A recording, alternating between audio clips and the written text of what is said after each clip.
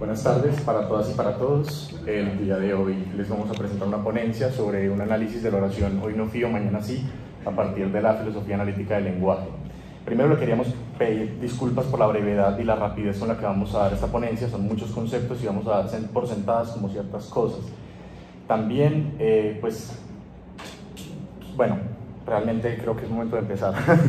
El lenguaje y la acción, pues pensar el lenguaje y la acción desde la filosofía del lenguaje, aparentemente a partir de una trivialidad como lo sería un cartel que dice hoy no fío, mañana sí, que normalmente encontramos en las tiendas barriales latinoamericanas, porque probablemente no las encontremos en Europa, pues para nosotros no va a ser trivial. Y de hecho es una forma de introducir la filosofía analítica en la Facultad de Filosofía de la UPB, así como es una manera de entender los compromisos que contiene el chiste. De hecho, hablar del chiste nos parece algo muy serio. Han matado a personas por hacer chistes. Entonces vamos a realizarlo desde 4 perspectivas. La primera es la descriptivista, la segunda es la referencialista, después la contextualista de Wittgenstein y por último unos atisbos al neopragmatismo. Empecemos por el padre de la filosofía analítica, Gottlob Frege. En su texto sobre sentido y referencia inicia con el problema de la identidad. ¿Cómo es posible que podamos hablar de una misma cosa con diferentes palabras en una relación de igualdad y que signifiquen cosas distintas a pesar de que refieran a lo mismo? Así él crea la teoría del sentido y la referencia. La referencia es lo designado, es lo que le da el valor de verdad a una proposición, y el sentido lo capta cualquier persona que conozca suficientemente la lengua o el todo de designaciones al que pertenece. El sentido sería lo que se predica de algo, aunque no podemos hablar pues siempre en términos de sujeto predicado, pero es como la descripción de algo, lo que se predica de algo. Entonces Frege dice que el sentido es lo que hace que una oración sea significativa. Por ejemplo, no nos queremos meter en política, solo es un ejemplo que escuchamos cotidianamente. Si decimos Gustavo Petro es el presidente de Colombia, y si decimos un exguerrillero del M-19 es el presidente de Colombia, a pesar de que nos estemos refiriendo probablemente a la misma persona, todos en este auditorio vamos a estar de acuerdo en que las dos oraciones son significativamente diferentes. Las dos significan cosas distintas a pesar de que se refieran al mismo ente, que es Gustavo Petro. Entonces Frege se pregunta qué pasa cuando hay oraciones que tienen un significado pero no una referencia. Básicamente este es el caso de las proposiciones que contienen nombres de entes de ficción. Básicamente no habría un valor de verdad, simplemente hay significación.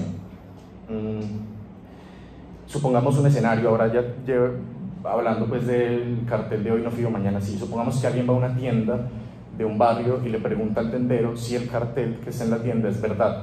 El tendero probablemente lo mire raro.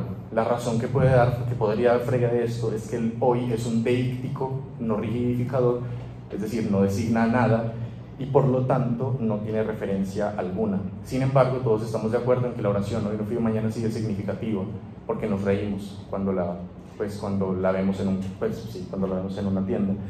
Entonces sucede como con la literatura. Si nos preguntamos por el valor de verdad de esta proposición en un contexto barrial, simplemente estamos abandonando inmediatamente el goce estético que nos puede producir el toque irónico y humorístico de esta proposición.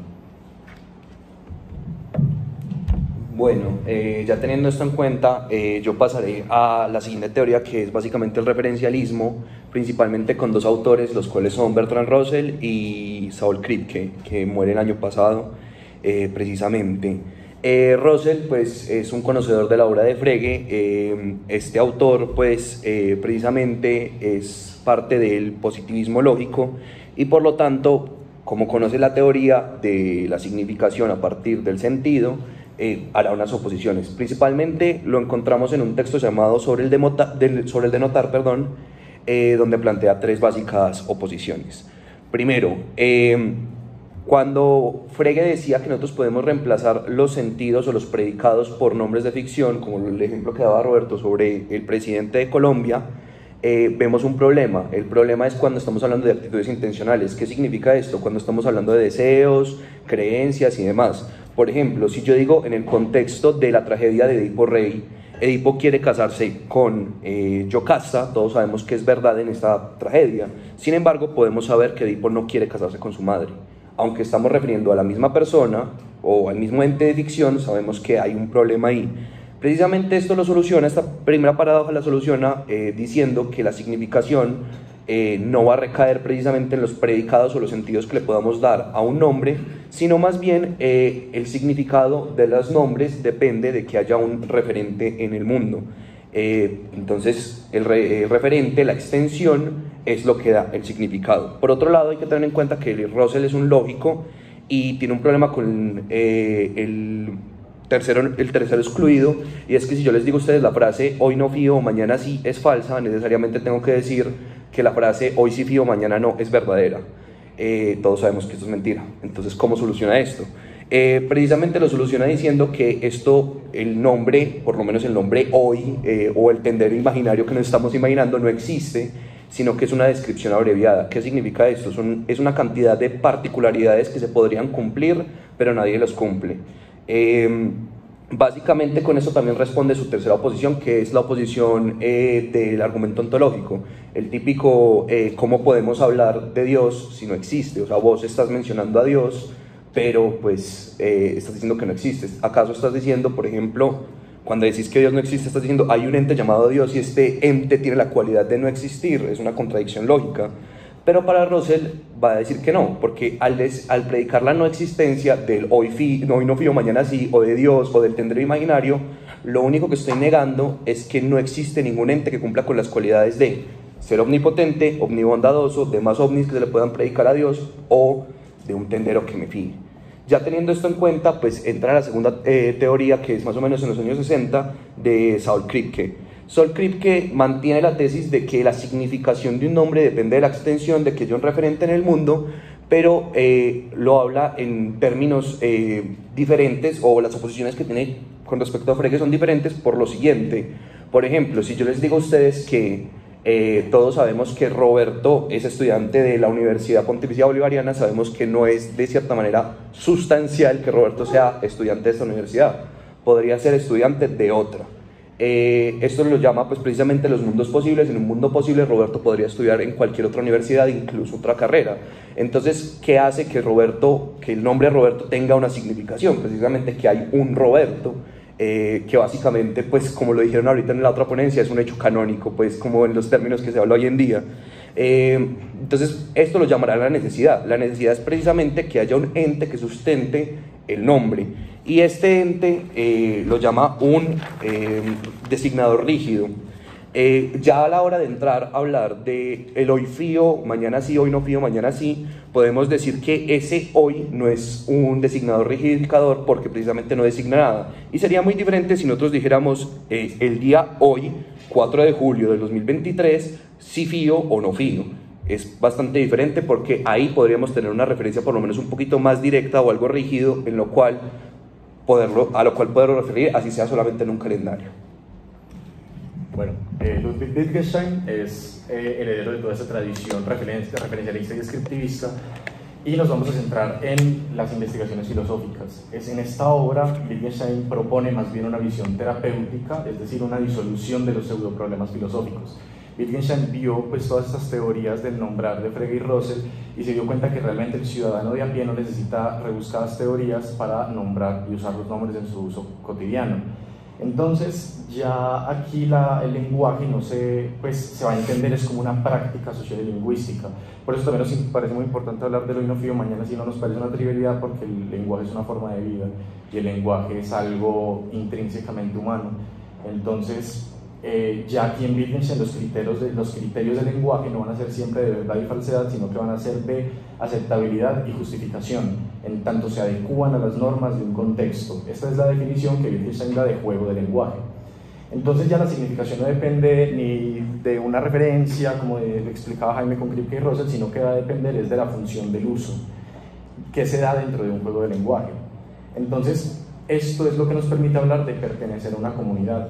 ¿Qué es pertenecer a una comunidad? Es pertenecer a una comunidad normativa en la que lo correcto depende de las normativas implícitas legitimadas por esta misma comunidad.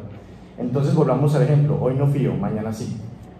Esta frase en un cartel pertenece a un contexto específico en el cual se sobreentiende que lo que está ahí es un chiste, y una de sus reglas es que no hay ninguna clase de compromiso con el contenido proposicional expresado en este juego de lenguaje. El tendero no se está comprometiendo con fiar o no, simplemente es un chiste, se debe entender de esa forma. Esa es una de las reglas que le pertenecen al juego de lenguaje de este chiste en particular. ¿Qué pasa si lo tomamos en serio? Simplemente la misma comunidad nos va a corregir, el mismo tendero nos va a corregir entre risas, ojalá, y no con un insulto, y no tiene sentido atribuirle el valor de verdad porque simplemente no hace parte de esas reglas. Ahora, para entender el chiste, entonces, uno tiene que ser competente primero en un vocabulario base, que es el vocabulario del fiar, o el juego de lenguaje del fiar. Si yo no sé qué es fiar, no voy a entender el chiste. Entonces, una vez entendamos los compromisos que conlleva el fiar, tenemos que ser competentes en otro juego de lenguaje, que es el del chiste.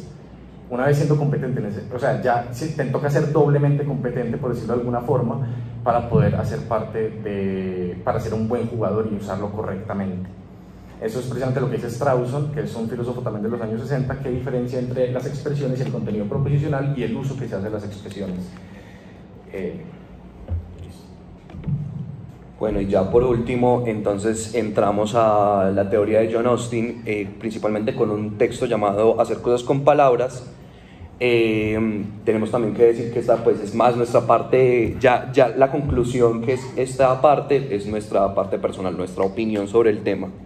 Principalmente John Austin en la primera conferencia que se pone en este texto habla de un problema que tenemos los filósofos y los gramáticos a la hora de pensar el lenguaje, y es que nos hemos quedado únicamente con la función enunciativa y descriptiva del lenguaje.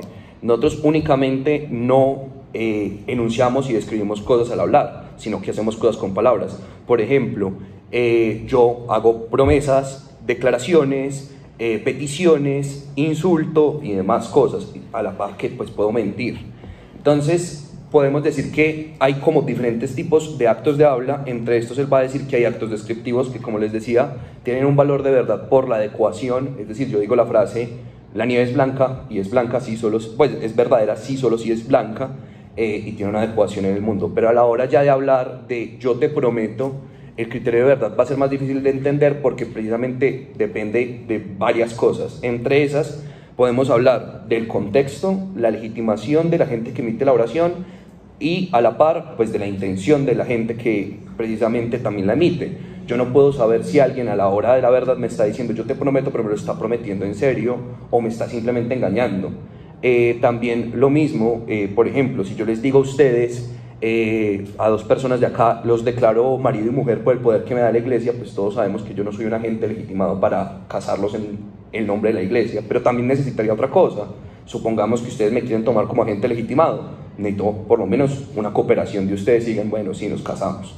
Entonces necesitamos el contexto, la cooperación, la intención y demás. Ahora ya con esto, teniéndolo en cuenta, podemos preguntarnos qué hacemos cuando decimos hoy no fío, mañana sí. Por el contenido proposicional, es decir, por lo que dice la oración, podríamos creer que es una promesa.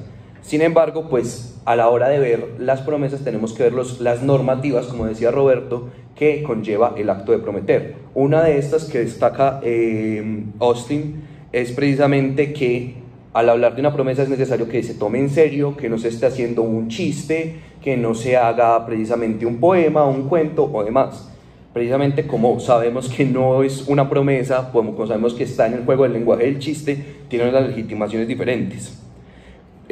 Si fuese real, ¿qué legitimaciones tenemos?